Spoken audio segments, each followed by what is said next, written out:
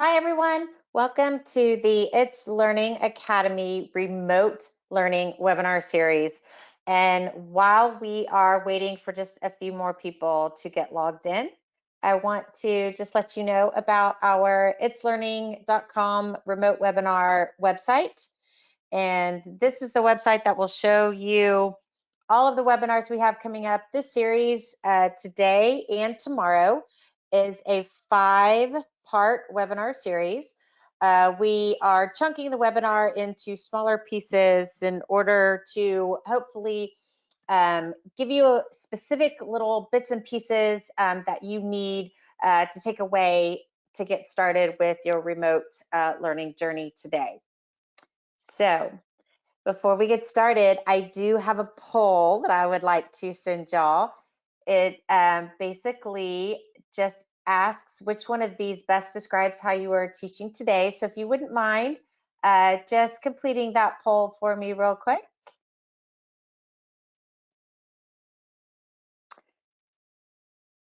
And we'll take a couple minutes to collect those answers, whether you are actively doing remote learning now, whether you are still trying to determine which direction to go, or whether you'll be starting soon.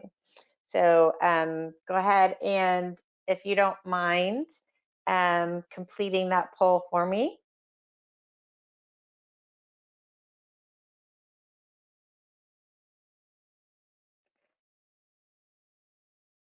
All right, it looks like 50% of you are doing remote learning now, and 40% are closed, but you'll be starting remote learning very soon. So those are very interesting statistics. Hopefully today's webinars will give you a little more information on how to continue or begin your remote learning journey. So I'm going to leave that poll up just for a few more minutes in case there's some other people that are still trying to get logged in and answer the poll. But we are going to go ahead and get started with a quick video that will show you the basic navigations of our site. And then once we're done with that video, we will open up for questions. So if you have any questions, please don't hesitate to type them into the chat box or into your question box, and we will answer those questions as quickly as we can. We also have an email if for some reason we have not answered your question or a question comes up after the webinar. Please don't hesitate to email briefings@itslearning.com.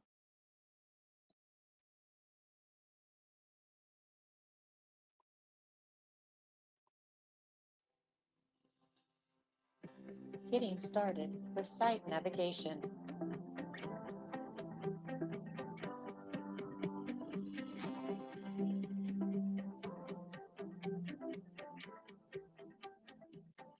Hi everyone, today we're going to talk about navigating the It's Learning site. So first we're going to go ahead and get logged into your site. And you'll notice that most of the time when you log in, you will start at this home screen. When you see this home screen, there'll be a purple toolbar up at the top. That's what we're going to talk about today first, the site toolbar. The first thing you see is your home tab, which shows you all of your courses you're enrolled in as a teacher, co-teacher, or even a student. But all of those courses show up right here on the course card or home page. You can also click updates on this page, and it will show you any recent updates that have happened to any of your courses. You can set this as your home page, or you can set the course cards as your home page. But here it will show you if anything's been added to a course, if you have any tasks, or any upcoming events. Next up is the course tab. When you click that tab, a quick window will drop down your most recently used courses. The green button allows you to add new courses, and you have a list of your most recently viewed courses. If you click all courses, you go to a window that shows all the courses you're enrolled in. The group tab will show any groups you're a part of, such as districts, campuses, or organizations. Each one of these has the ability to have an internal communication dashboard. Some districts use these dashboards to push out information, announcements, and upcoming events.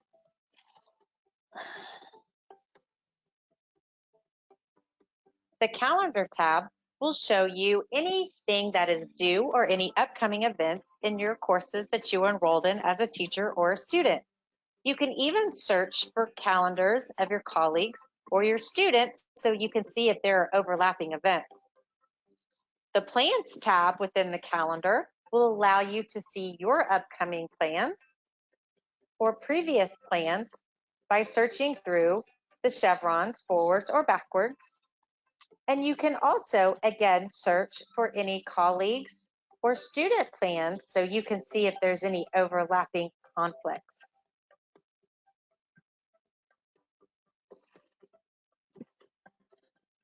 When you select a plan, it will show you only items that that person has selected to share with other people to view. This is a setting that we'll talk more about in the Plans Tool webinar. Next up is the Library tab, where we host millions of open educational resources and also any district content that your district may have purchased and would like to add to the library.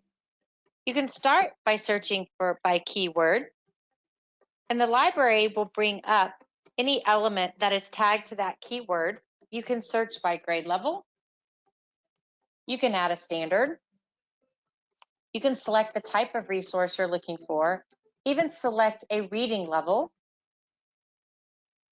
whether you would like independent practice or guided practice.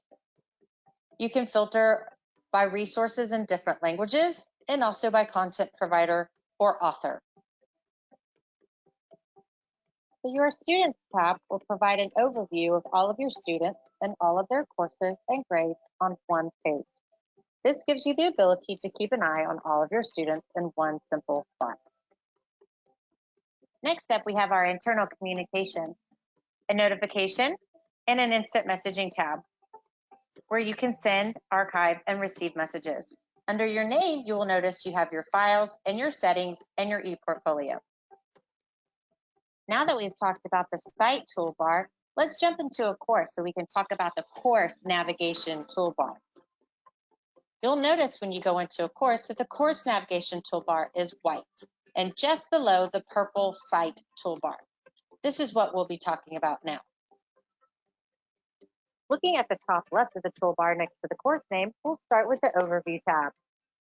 This is where you can have your lesson plans viewable by students and any announcements,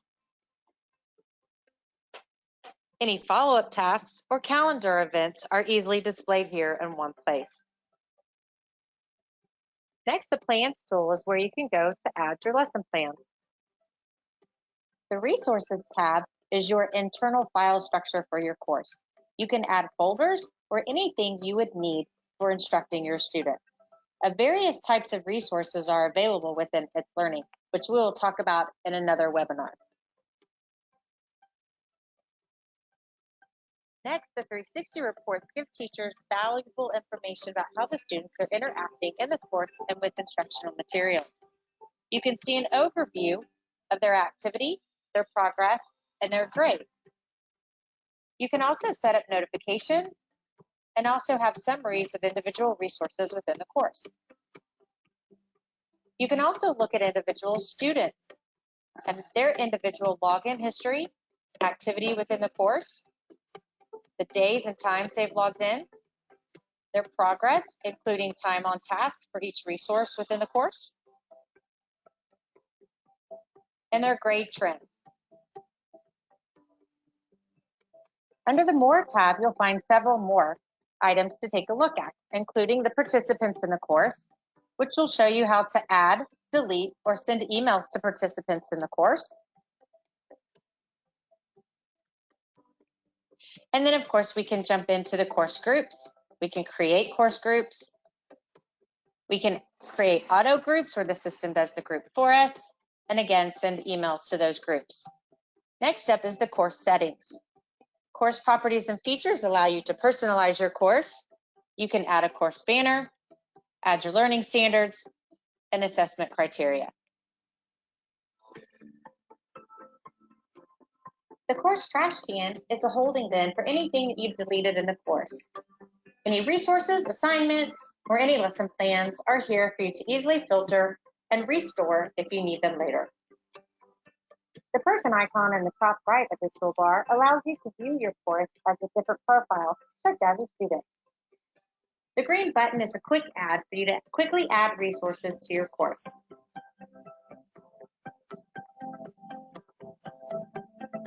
We hope this quick tour of the It's Learning site helps you get started with your courses today.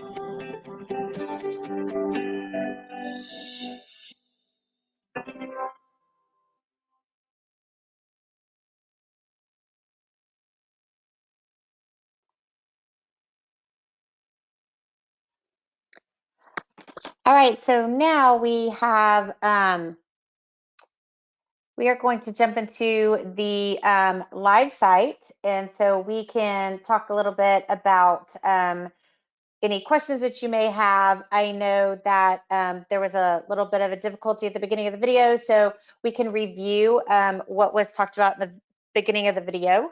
So there was the course toolbar, which is the white toolbar, the site toolbar, which is the darker colored toolbar. The first tab you come to is your home tab. Your home tab has all of your courses that you're enrolled in, either as a student or as a teacher.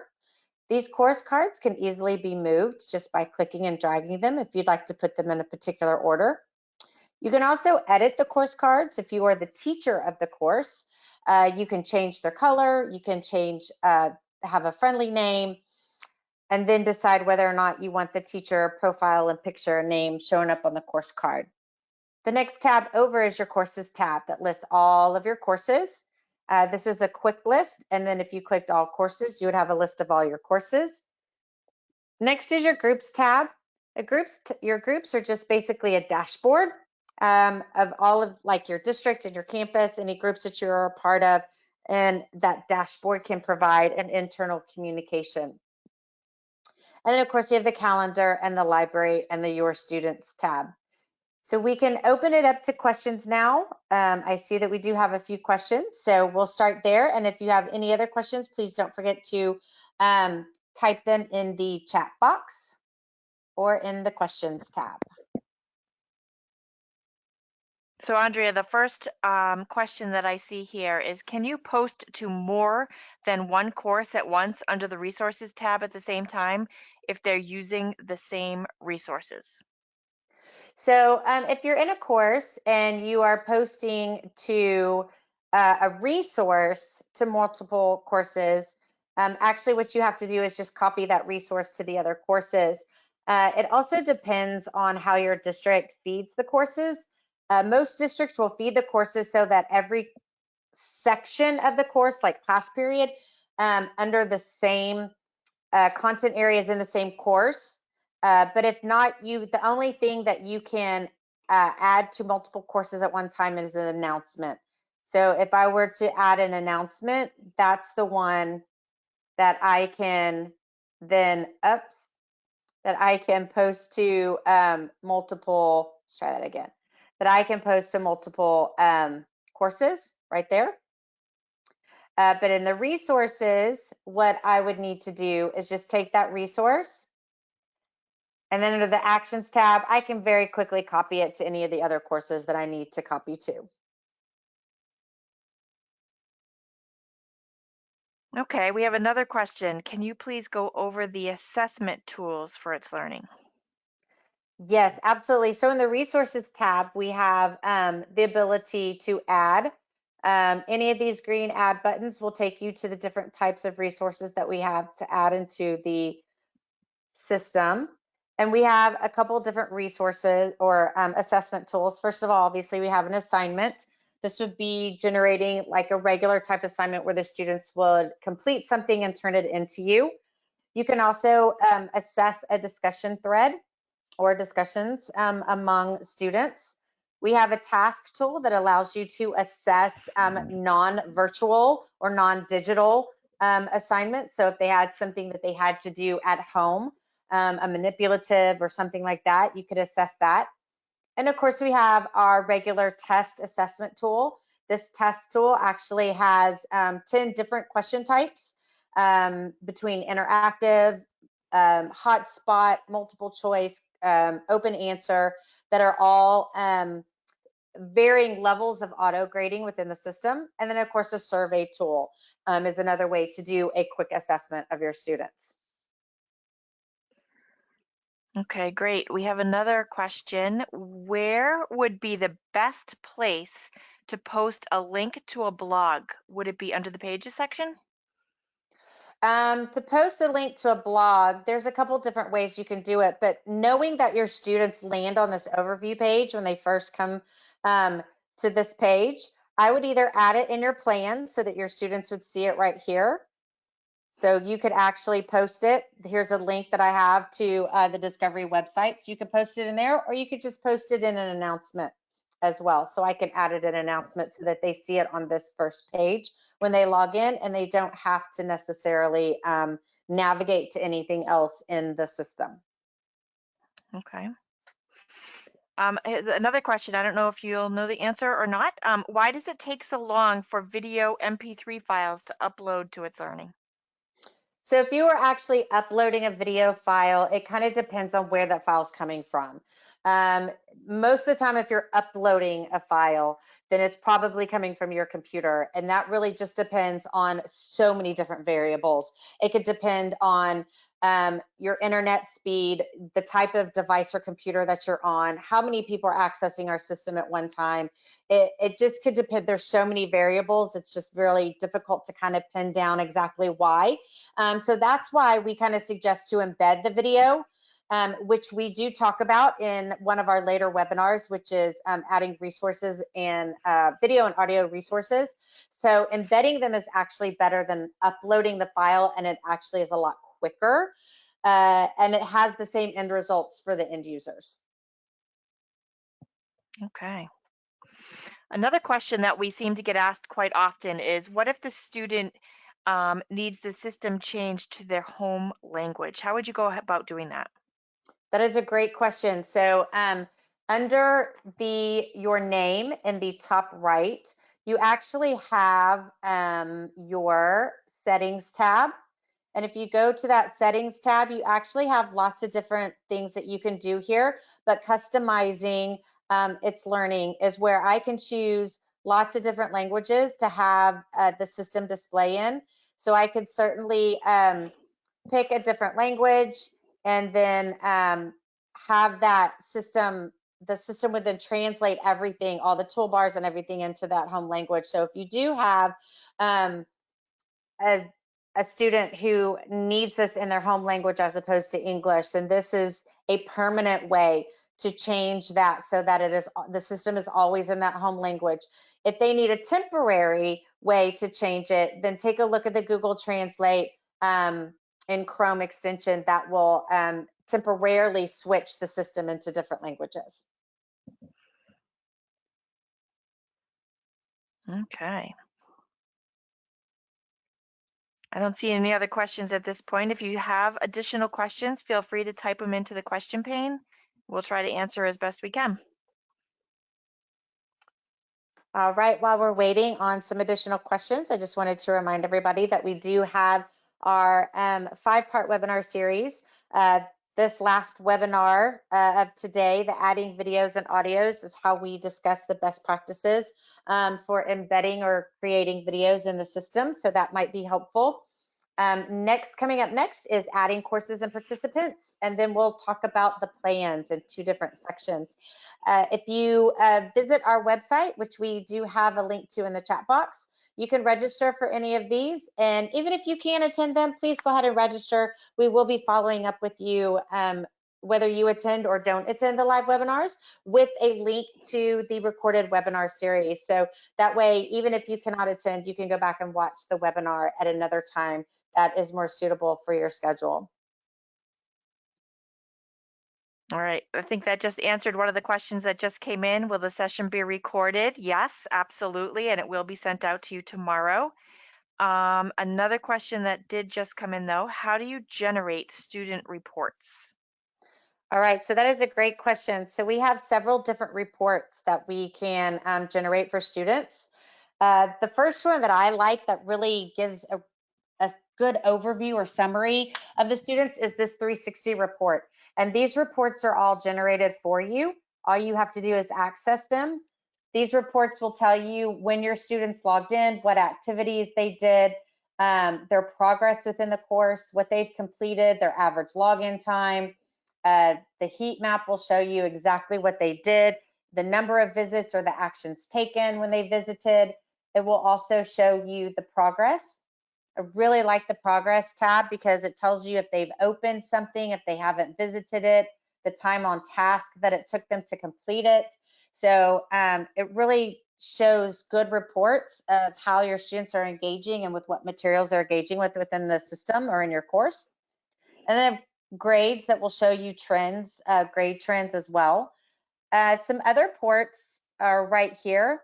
Provided that you are tagging all of your items to standards, we have the standards progress report, which I really like because it will break down by learning standard whether or not the students are mastering or not mastering. And then there's some action items we can go through after that by assigning kids personalized tasks based on mastery or support tasks based on non-mastery. So those are probably reports. We have lots of other reports down here that are automatically generated for you. So all you have to do is access them from within the course.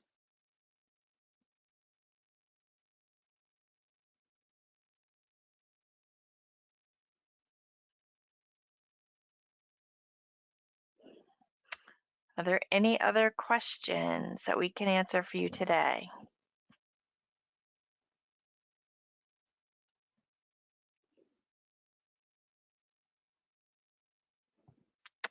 I don't see any. All right, well, don't forget in the chat box real quick, if you want to get the link to the website that talks about all of our webinars, we will be adding some additional webinars as well. So keep checking back to that website to learn about all of our additional webinars that we will be hosting during this remote learning time. We also have the email briefing@itslearning.com. If you have any questions at any time, please feel free to email us at that email, and we will be more than happy to answer any questions, even after the webinar. So make sure that if something comes up, please don't hesitate to give us feedback or questions. All right, so I want to thank everybody for joining us today. We do have the second of our 5 webinar series getting kicked off in about 7 or so minutes. So we'll be signing off of this one. Hope you can join us for some of our future webinars today or tomorrow, or look back at our remote learning webinars for our webinars coming on in the coming weeks. Thank you again for joining us, and I hope everybody has a fabulous and healthy day.